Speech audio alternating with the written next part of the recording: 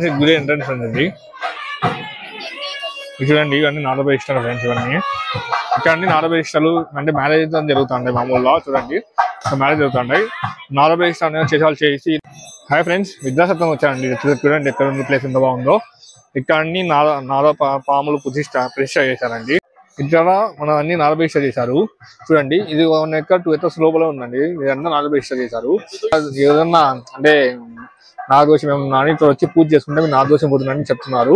Actually 2017లో వచ్చాను, మళ్ళీ 8 years తర్వాత ఇక్కడ వచ్చాను. ఈ వజ్రాసనం అంటే బస్ రూట్ ఆపుతారండి. అక్కడ నుంచి లోపలికి 1 kilometer నడుచుకుంటూ రావాలా, లేకపోతే ఆటోలు ఏమి ఉండవండి. ఇక్కడ బై రోడ్డు నడుచుకుంటూ రావాల్సిందే. మనము నడుచుకుంటూ వచ్చే తర్వాత ఇక్కడ గుడి ఉంటుందండి.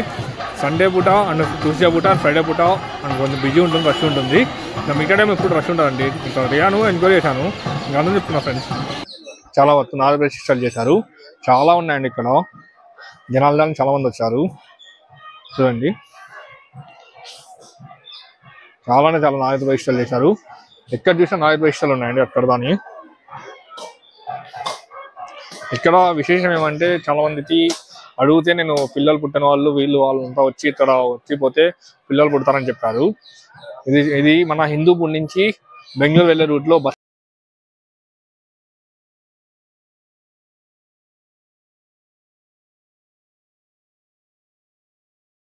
ఫ్రెండ్స్. ఈ రూట్ ఫ్రెండ్స్ ఇది అంటే మనం 100 kilometers నడచాలని చెప్పినారు. అదే రూట్ ఇది చూపిస్తానండి. ఈ రూట్ లో 100 kilometers ఫ్రెండ్స్. అంటే మన ఆటోస్ ఉంటాయి, కానీ autos by Hindupur to bus stand నుంచి గుడిద్దాని వస్తాయి.